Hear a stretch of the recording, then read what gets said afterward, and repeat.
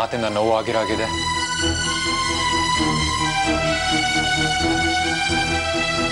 ಅರ್ಥೋದ ಸಂಬಂಧನ ಮತ್ತ್ಯಾಕೆ ನೆನಪು ಮಾಡ್ಕೋಬೇಕು? ಮನುಷ್ಯ ಅಂದ್ಮೇಲೆ ಹೀಗೆ ಸಾತ್ವೆ. ಕೆಲವ್ರನ್ನ ಮರೆಯೋಕೆ ಅಂತ ಮತ್ತೆ ಮತ್ತೆ ನೆನಪು ಮಾಡ್ಕೋತಾನೆ ಇರ್ತೀವಿ. ಆದ್ರೆ ನೆನಪು ಮಾಡ್ಕೊಳ್ಳೋರು ಮನುಷ್ಯನಾಗಿದ್ರೆ ನೀನ್ ಹೇಳೋದಕ್ಕೆ ಒಂದು ಬೆಲೆ ಇರತ್ತೆ. ಸಂಬಂಧನ ಬೆಸೆಯೋದ್ರಿಂದ ಮನುಷ್ಯ ದೊಡ್ಡವನಾಗೋದು. ಆಸ್ತಿ ಅಂತಸ್ತು ಆಸೆಗೆ ಸಂಬಂಧನ ಮಾರ್ಕೊಂಡವ್ರ ಬಗ್ಗೆ ನೆನಪು ಮಾಡ್ಕೊಳ್ಳೋದು ಯಾಕೆ? ಪರಿಸ್ಥಿತಿ ಮನುಷ್ಯನ್ನ ಕಟ್ಟಾಕತ್ತಲ್ವ ಸಾತ್ವಿಕ್? ಇದು ತನ್ನ ತಪ್ಪನ್ನ ಸಮರ್ಥಿಸಿಕೊಡೋದಕ್ಕೆ ಅವ್ರು ಕೊಡ್ತಾರ ಕಾರಣ ಅಷ್ಟೇ.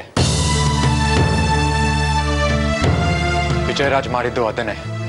ಅವ್ರಂಥವ್ರಲ್ಲ ಸಾತ್ವಿಕ್. ಬುದ್ಧಿ ಬಂದಾಗಿಂದ ನೋಡ್ತಾನೆ ಇದ್ದೀನಿ.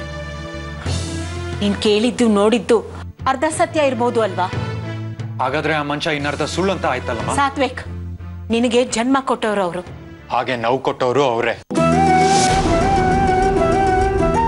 ಒಂದ್ಸಲ ಯೋಚನೆ ಮಾಡಮ್ಮ, ನಾವು 3 ಜನ ಅನುಭವಿಸಿದ್ದು ಕಡಿಮೆನಾ? ಸಂಬಂಧನೇ ಬೇಡ ಅಂತ ಕಾಲಲ್ಲಿ ಒದ್ದೋದವ್ರು ಅವರು.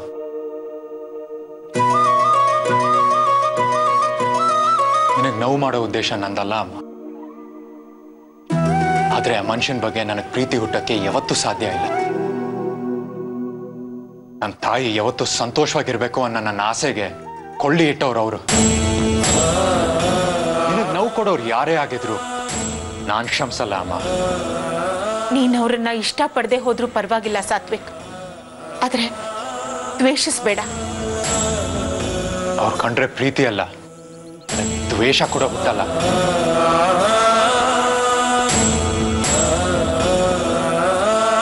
ಅಮ್ಮ, 2 ಕುಟುಂಬದ ಸಂಬಂಧದಿಂದ ತ್ರಿವೇಣಿ ಮದುವೆಗೆ ಸಮಸ್ಯೆ ಆಗ್ತಾ ಇದೆ. ಅದಕ್ಕೋಸ್ಕರನಾದ್ರೂ ನಾವು ದೂರ ಆಗ್ಬೇಕು. 2 ಕುಟುಂಬಗಳ ಸಂಬಂಧ ಮುರಿಯಕ್ ಹೊರಟವ್ ನೀನು. ನಿನಗ್ಯಾಕೋ ತ್ರಿವೇಣಿ ಬಗ್ಗೆ ಅಕ್ಕರೆ? ಅವಳು ಯಾರು ನಿನಗೆ? ಯಾರು ಅಲ್ವಲ್ಲ. ಇಷ್ಟು ಮಮತೆ ಯಾವ ಖುಷಿಗೆ? ಕೆಲವು ಸಂಬಂಧಗಳನ್ನ ಆ ದೇವರಿಂದನೂ ದೂರ ಮಾಡೋದಕ್ಕಾಗೋಲ್ಲ ಸಾತ್ವಿಕ್.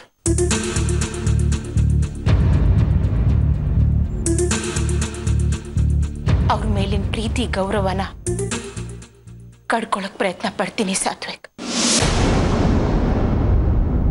ಆದ್ರೆ ನನ್ನಿಂದ ಸಾಧ್ಯ ಆಗುತ್ತಾ ಇಲ್ಲ ಅಂತ ನನಗೆ ಗೊತ್ತಿಲ್ಲ.